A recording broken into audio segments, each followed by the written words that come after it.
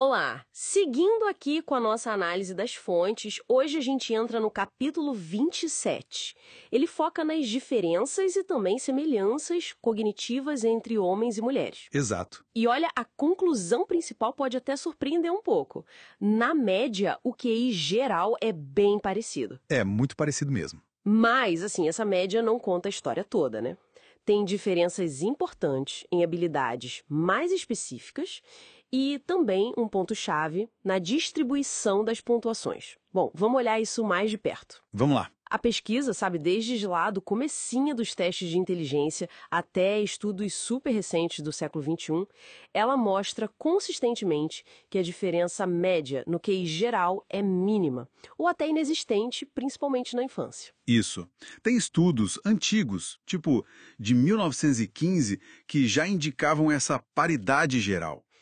Pois é. E o fascinante, né, é que essa igualdade na média acaba mascarando diferenças em habilidades mais específicas. Aham. Aquelas do extrato 2, que a gente já comentou. Ah, sim. Estudos mais modernos confirmam padrões que já se observava há tempos. Mulheres, na média, tendem a ir um pouco melhor em tarefas verbais. Uhum.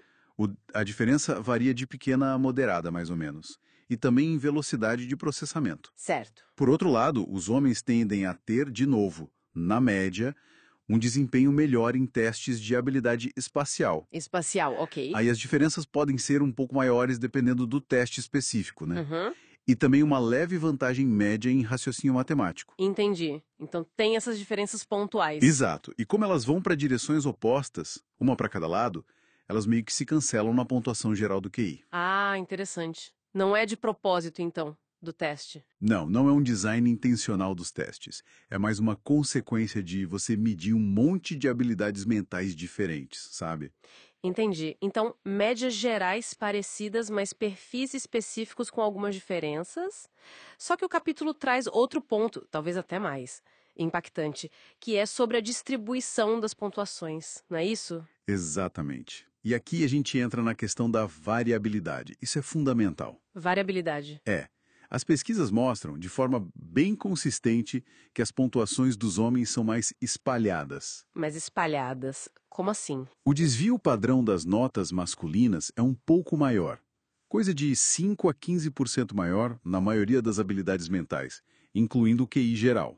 5 a 15%? Parece pouco, né? Qual o impacto disso na prática? Pode parecer pouco, mas olha só, isso tem efeitos bem visíveis nos extremos da distribuição. Dos extremos. Sim, pensa assim, se as médias são iguais, mas um grupo tem as notas mais espalhadas, esse grupo vai ter mais gente tanto lá em cima, nas pontuações muito altas. Quanto lá embaixo, nas muito baixas. Exatamente. Então, no caso, a gente observa uma proporção maior de homens com QI muito alto e, ao mesmo tempo, uma proporção maior de homens com QI muito baixo. Entendi. E a fonte até cita exemplos práticos disso, né? Cita sim. Fala de mais homens em competições intelectuais de elite, tipo, sei lá, Jeopardy, campeonatos de Scrabble. Isso, onde você precisa de um desempenho excepcionalíssimo. E, ao mesmo tempo, também mais homens em programas de educação especial ou com diagnóstico de deficiência intelectual. Perfeito. A maior variabilidade masculina parece ser a explicação mais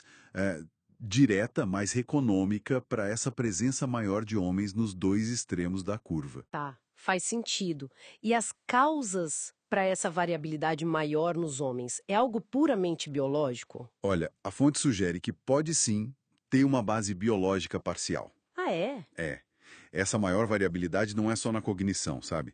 Ela aparece também em traços de personalidade, aparece em altura, peso, até no tamanho de algumas estruturas cerebrais. Nossa, que interessante. Pois é.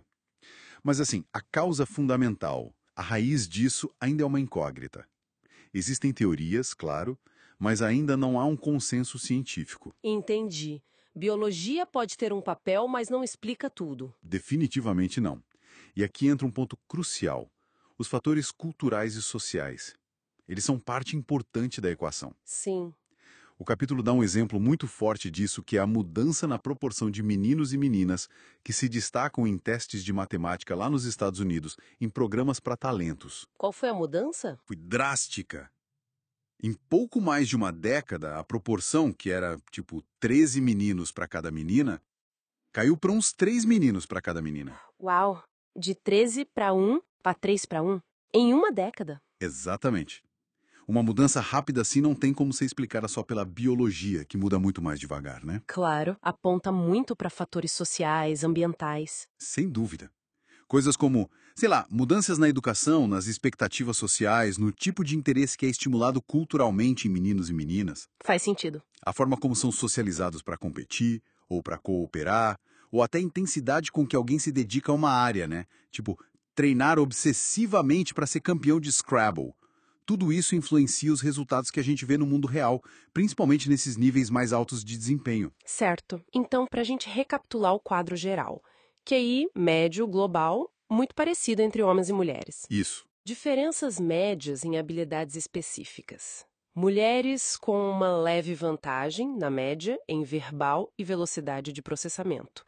Homens, na média, em espacial e raciocínio matemático. Perfeito. E o terceiro ponto, talvez o mais contraintuitivo, a maior variabilidade masculina, que resulta em mais homens tanto no topo quanto na base da distribuição de habilidades. Exatamente essa a síntese. E acho que a conclusão mais importante de tudo isso, que o material reforça e a gente precisa reforçar também, Qual seria? é que, apesar dessas diferenças que a gente observa nas médias ou na variabilidade entre os grupos, a sobreposição entre as distribuições de homens e mulheres é gigantesca, é enorme. Assim, fundamental. Tem homens e mulheres em absolutamente todos os níveis de habilidade.